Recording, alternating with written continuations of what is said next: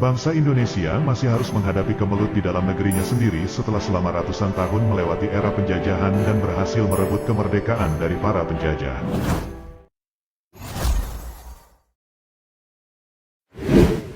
Berlangsungnya peristiwa G30 SPKI pada tanggal 30 September tahun 1965 membuat bangsa Indonesia memiliki sejarah kelam setelah kemerdekaan. Pemberontakan yang dilakukan oleh Partai Komunis Indonesia tersebut memakan korban para perwira angkatan darat dan seorang anak tidak berdosa. Kejadian ini adalah sebuah peristiwa yang sangat memilukan karena kekejaman PKI, pengkhianatan yang dilakukan oleh PKI terhadap pihak-pihak yang berseberangan atau bertentangan dengan pandangan mereka secara politik berlangsung dengan sangat brutal. Peristiwa G30 SPKI terjadi pada malam hari, pada saat pergantian waktu dari tanggal 30 September tahun 1965 ke tanggal 1 Oktober tahun 1965. D.N. Aidit memimpin pemberontakan tersebut untuk menggulingkan Soekarno dan menjadikan komunis sebagai ideologi dasar negara Indonesia menggantikan Pancasila. Sudah sejak lama dalam sejarah PKI melakukan provokasi dan menghasut rakyat Indonesia agar mendapatkan dukungan penuh bagi tujuan organisasi PKI untuk menjadikan Indonesia sebagai negara komunis. Selain menghasut rakyat, PKI juga mengecam kinerja kabinet dan tentara. PKI bahkan menciptakan istilah Nasakom, nasionalis, agama dan komunis. D.N. Aidit dinyatakan sebagai dalang atau otak dari G30 SPKI oleh pemerintah RI era Presiden Soeharto. Bibit pemberontakan sejarah G30 SPKI sudah berlangsung jauh sebelum hari naas itu tiba. Dibubarkannya Masyumi dan Partai Sosialis Indonesia, PSI. Pembubaran Masyumi dan PSI yang menjadi pesaing PKI pada Agustus tahun 1960 oleh pemerintah membuat PKI semakin giat melakukan mobilisasi massa, menyebarkan pengaruh dan merekrut anggota lebih banyak. Kegiatan ini dalam sejarah G30 SPKI bisa terjadi karena beberapa partai lain seperti NU dan PNI juga tidak berdaya. Pada tahun 1963, PKI mulai berusaha untuk duduk di dalam kabinet, berbeda dari tahun-tahun sebelumnya yang hanya memosisikan diri untuk mengkritik pemerintah khususnya para menteri yang berbeda pandangan politik. Hubungan antara PKI dan TNI AD juga semakin memanas dan tegang yang diakibatkan oleh berbagai sindiran serta kritik PKI terhadap para petinggi TNI. PKI juga menyerang para pejabat anti-PKI dengan tuduhan bahwa mereka adalah kapitalis birokrat korup, dan PKI mengusulkan adanya pembentukan angkatan kelima selain angkatan darat, angkatan laut, angkatan udara, dan polisi. PKI mengusulkan angkatan kelima itu terdiri dari petani dan buruh yang diberi hak menggunakan senjata. Isu Dewan Jenderal, kronologi G30 SPKI berlanjut kemudian dalam sejarah G30 SPKI. Berhembus isu tentang Dewan Jenderal Angkatan Darat yang sedang menyiapkan kudeta terhadap pemerintahan yang sah. Menurut PKI bukti dari rencana itu terletak pada sebuah dokumen yang ditandatangani oleh Dubes Inggris di Indonesia Andrew Gilchrist, yang isinya bisa ditafsirkan sebagai adanya operasi dari pihak Inggris. Subandrio membawa informasi ini dari Mesir pada tanggal 15 Mei tahun 1965 dengan bukti dokumen Gilchrist. Soekarno menanggapi sangat serius dengan memanggil para menteri Panglima Angkatan Darat pada tanggal 25 Mei tahun 1965 untuk meminta kejelasan mengenai Dewan Jenderal. Jenderal Ahmad Yani selaku Menteri Panglima Angkatan Darat ketika dikonfrontasi oleh Soekarno menolak dengan tegas bahwa isu tersebut tidak benar.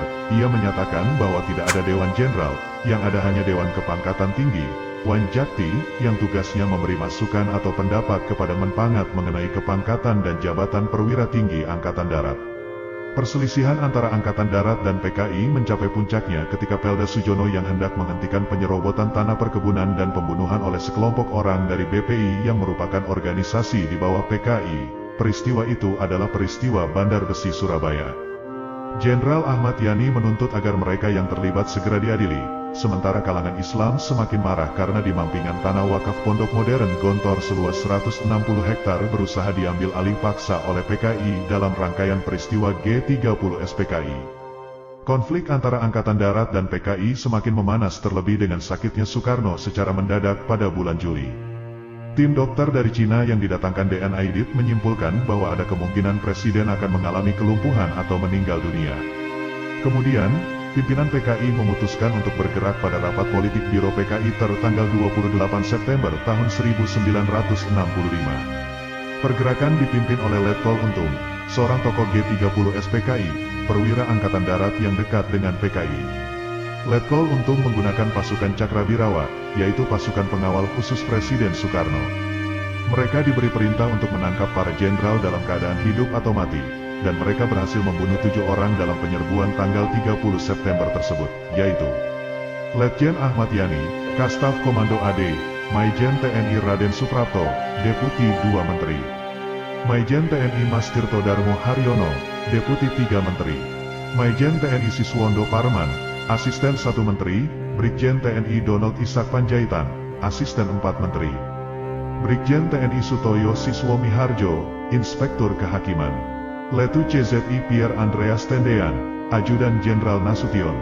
Pemberontakan tersebut juga menewaskan Bribka Karel Sasuit Tubun, pengawal di kediaman resmi Wakil PM2 Dr. Jelei Mena, dan Ade Irma Suryani, putri dari Jenderal Abdul Haris Nasution. Jenderal Nasution menjadi satu-satunya petinggi TNI yang selamat karena dapat melarikan diri. Jenazah para korban dimasukkan ke dalam sumur tua di daerah Lubang Buaya di Jakarta. Setelah itu, PKI menguasai 2 sarana komunikasi penting, yaitu Studio RRI di Jalan Merdeka Barat dan Kantor Telekomunikasi di Jalan Merdeka Selatan. Mereka menyiarkan pengumuman mengenai gerakan tanggal 30 September melalui RRI. Pengumuman ditujukan kepada para perwira tinggi lainnya dari Dewan Jenderal yang akan mengkudeta pemerintah. PKI mengumumkan pembentukan Dewan Revolusi yang diketuai Letkol Untung Sutopo. Pembunuhan di Jawa Tengah dan di Yogyakarta juga dilakukan PKI terhadap Kolonel Katam Sodarmo Kusumo, Komandan Korem 072, Pamungkas, Yogyakarta, dan Letkol Sugiono Mangunwiyoto, Kastaf Korem 072, Pamungkas, Yogyakarta. Keduanya dibunuh setelah diculik PKI pada sore hari tanggal 1 Oktober tahun 1965 karena menolak untuk bergabung dengan Dewan Revolusi PKI. Situasi setelah G30 SPKI, tanggal 1 Oktober tahun 1965 sore hari dimulai operasi penumpasan latar belakang G30 SPKI dengan merebut kembali gedung RRI Pusat dan Kantor Pusat Telekomunikasi. Operasi penumpasan G30 SPKI dilakukan oleh Kesatuan RPKAD yang dipimpin Kolonel Sarwo Edi Wibowo, pasukan para Kujang 328 Siliwangi yang dibantu pasukan kavaleri. Basis PKI di daerah Halim Perdana Kusuma diserang pada tanggal 2 Oktober tahun 1965 atas perintah Maijen Soeharto. Pasukan RPKAD dipimpin Mayor C.I. Santoso pada tanggal 3 Oktober tahun 1965 berhasil menguasai Lubang Buaya dan menemukan lokasi pembuangan mayat para korban, yaitu dalam sebuah sumur di daerah tersebut. Sumur tersebut bergaris tengah 3/4 meter dan kedalaman sekitar 12 meter. Pada tanggal 4 Oktober penggalian dilanjutkan oleh pasukan para amfibi KKOAL, disaksikan oleh pimpinan sementara TNI AD Maijen Soeharto. Jenazah para jenderal yang berhasil diangkat dari dalam sumur kemudian dimakamkan di Taman Makam Pahlawan Kalibata. Sebelumnya jenazah disemayamkan lebih dulu di Mabes TNI Angkatan Darat, dan mereka diangkat sebagai pahlawan revolusi pada tanggal 6 Oktober dalam sidang Kabinet Dwikora melalui surat keputusan pemerintah.